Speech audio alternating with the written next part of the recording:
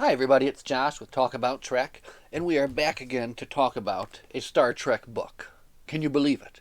We have finished up Star Trek Voyager number 3, which we picked up from the Trek Federation headquarters last weekend, Ragnarok by Nathan Archer. And a very, very interesting book. One of those books that takes full advantage of the fact that in a sci fi book, as opposed to a TV show, of course, there is no special effects budget or anything like that.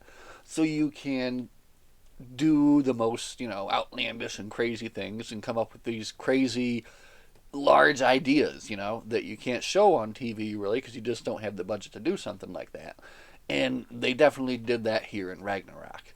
Another thing I liked about Ragnarok is it kind of plays into the whole, I don't know, the initial kind of with the first season of Voyager, with Janeway kind of looking for a way home, kind of any way possible.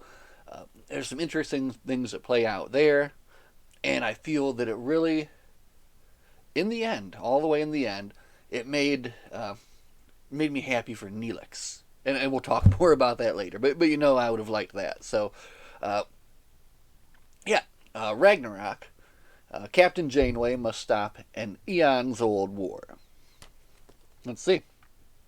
Hope flares for Captain Catherine Janeway and the crew of the USS Voyager when their sensors detect a signal that could lead them to a way home.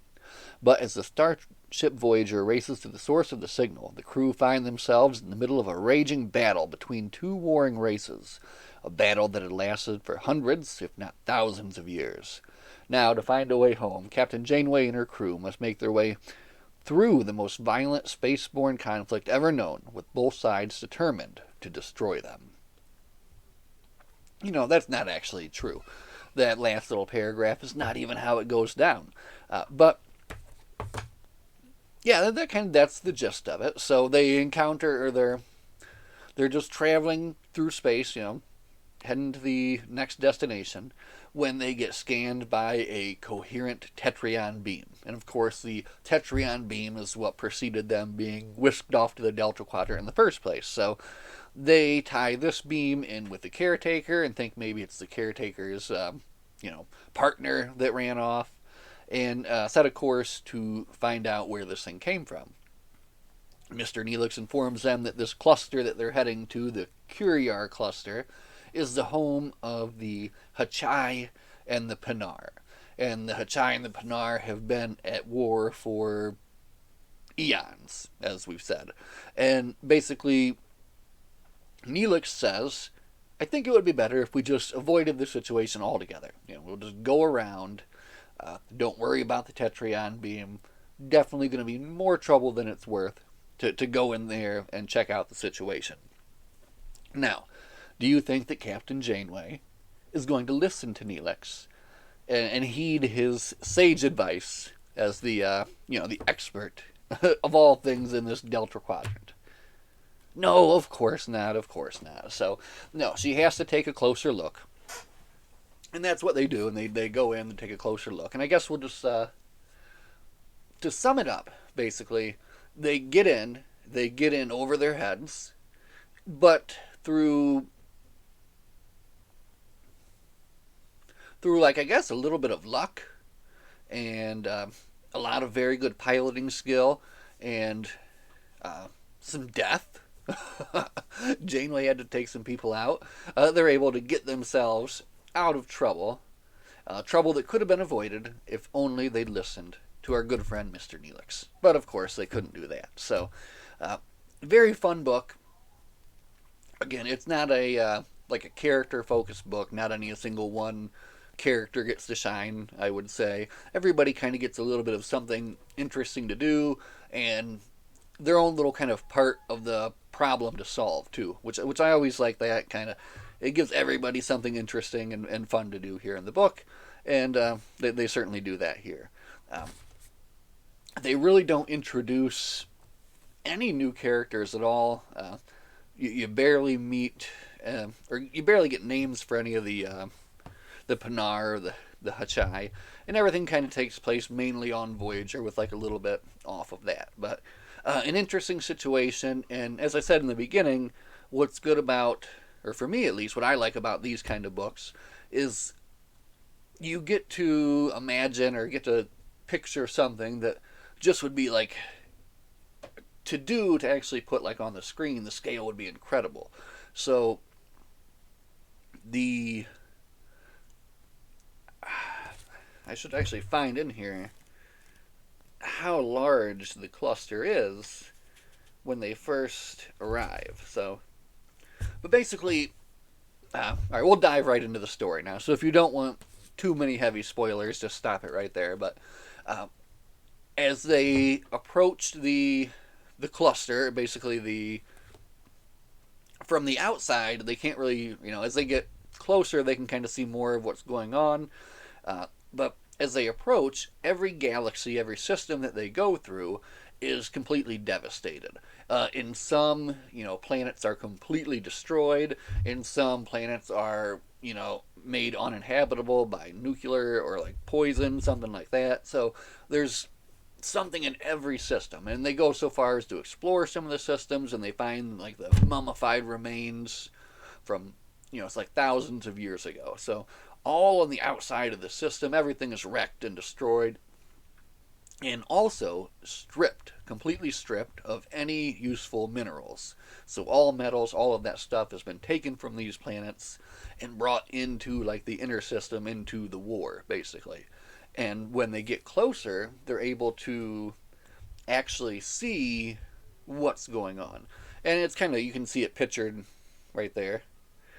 But what's developed over the past, I think they say 600 years, is this intense interstellar battle that has just been waged at kind of a standstill where neither party can get the advantage. And they've just been, well, first off, consuming the entire resources of all their entire galaxy to build these fleets. And these ships that they describe are immense, enormous, huge ships that are meant to be like self-sustaining. Of course, their whole species lives on them.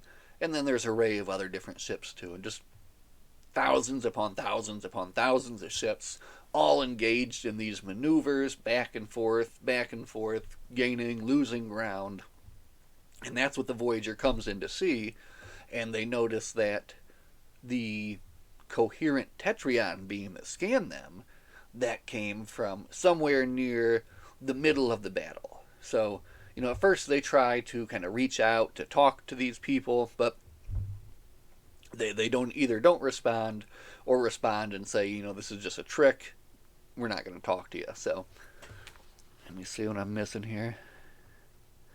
I didn't take very good notes. I kind of just read the whole book, and then at the end, I just kind of sat down and then took some notes on what struck out to me.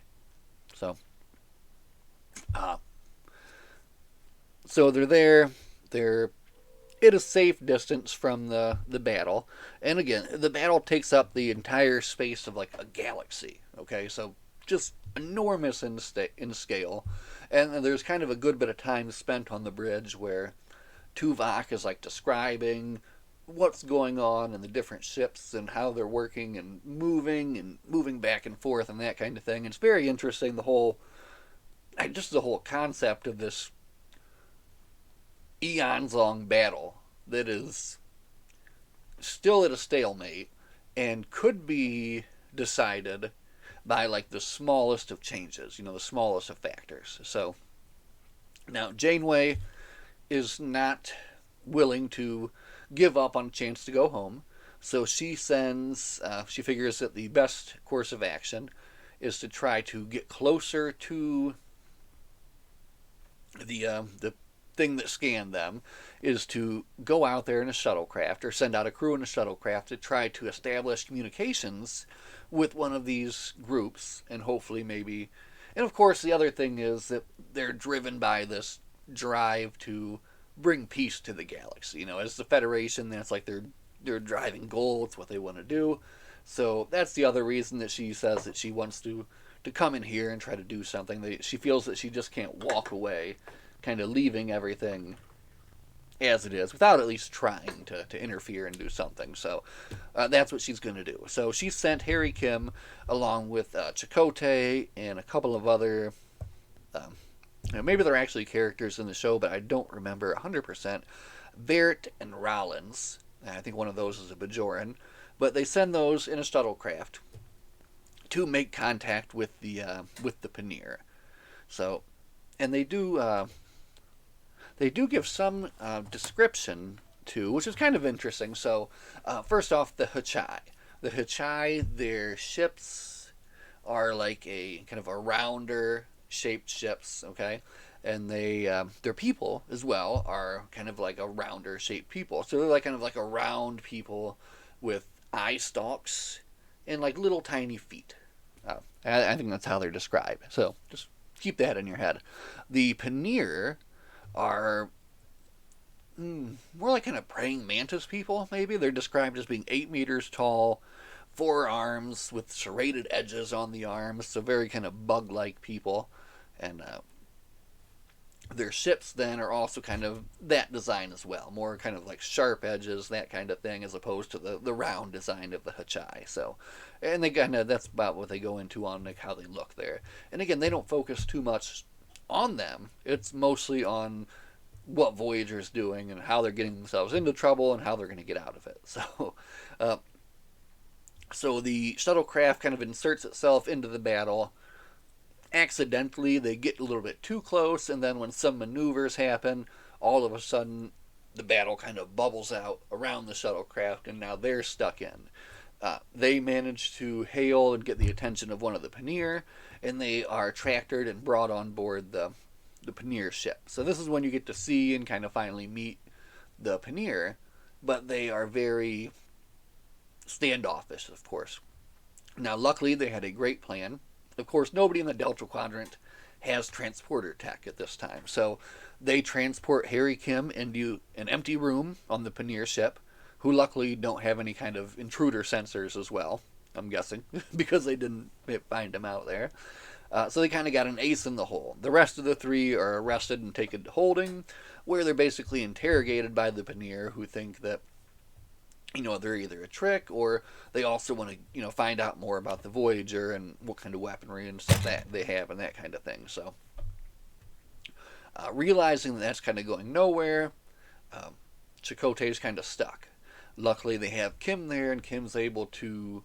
First off, he has to get himself out of the room he's stuck in, and then he finds his way around the ship, gets himself back to the shuttlecraft, ends up stunning about 3 of these Paneer in the process, and it really has a see again. Everybody kind of has a good moment to shine, and they do give Harry Kim a nice moment here where he's able to then beam the rest of the away team back to the shuttlecraft, where they then kidnap the captain of that ship and try to negotiate with the captain there. And they're so kind of like set in their ways, and at this point, the captain of that ship is like, well, you've already taken me, so there's nothing that I can do.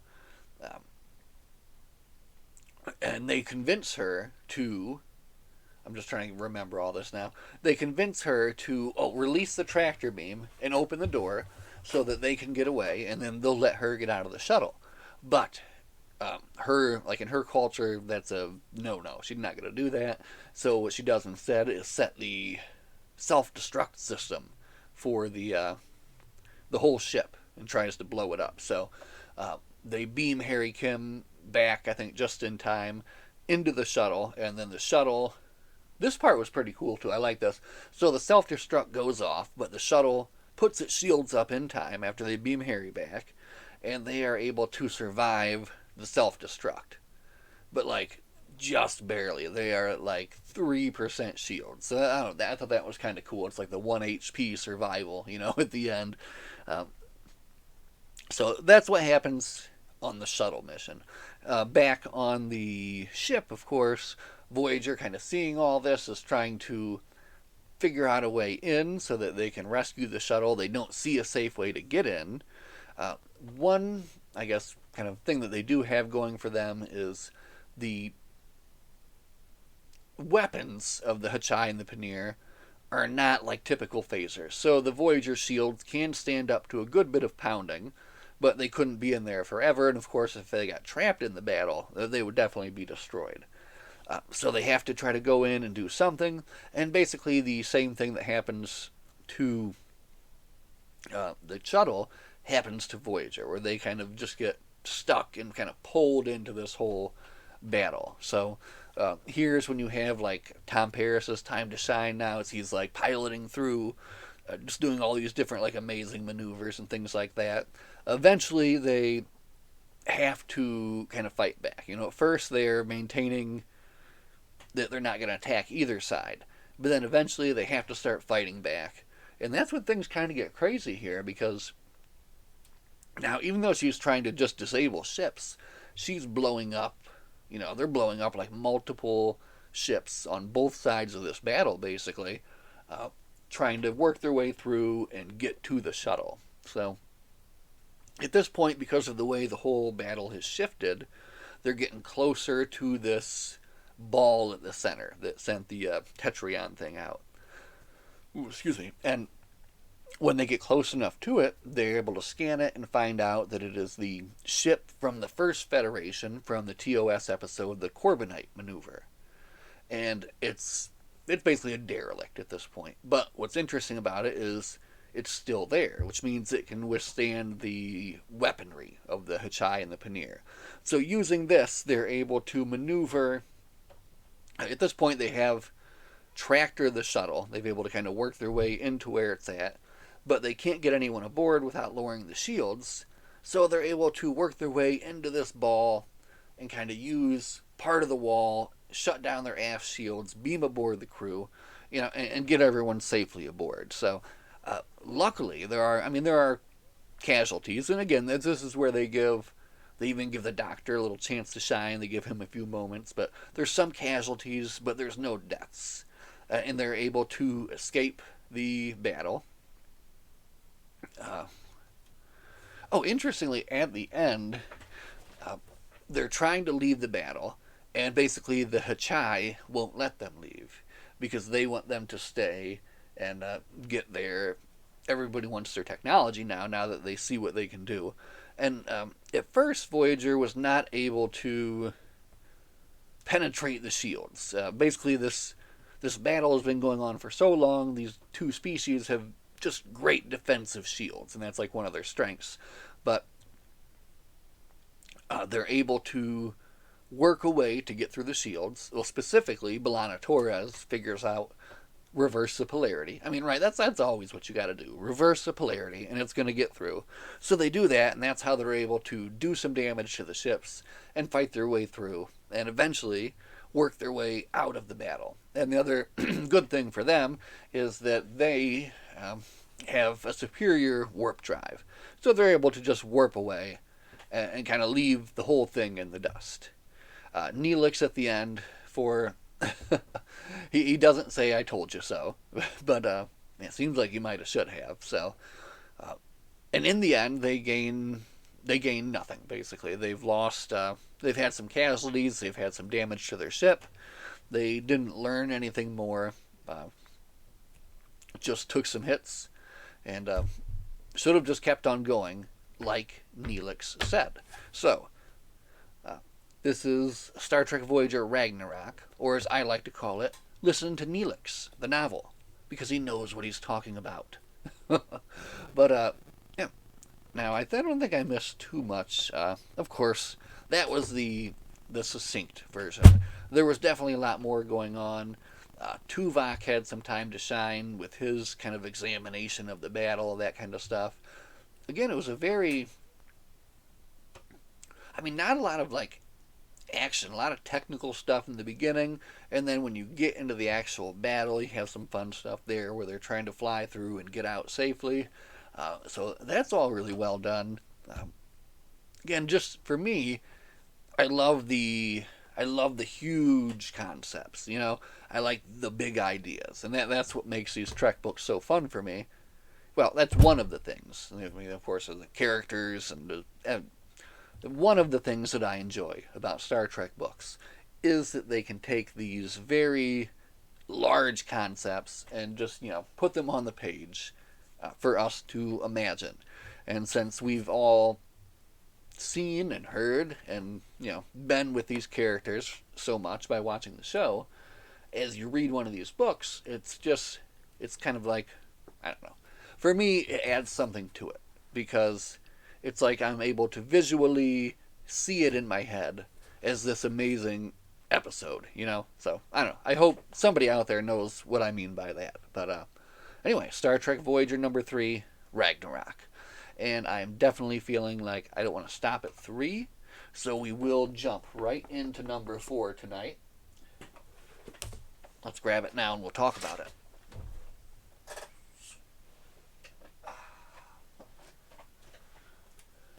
Okay, we've got Violations by Susan Wright. I don't want to read the top or the back, so I'm not going to. That would give something away. But we've got B'Elanna and Janeway here. And I think I've read by a few things by Susan Wright in the past. So I'm sure it's going to be good. It's going to be fun. And then after that, we'll jump into something else and see where we want to go from there. So anyway, that is Star Trek Voyager Ragnarok. Thank you for listening to me rant about it for the past 21 minutes and 19 seconds. As always, everybody, live long and prosper. And we'll see you in the next one. Good night.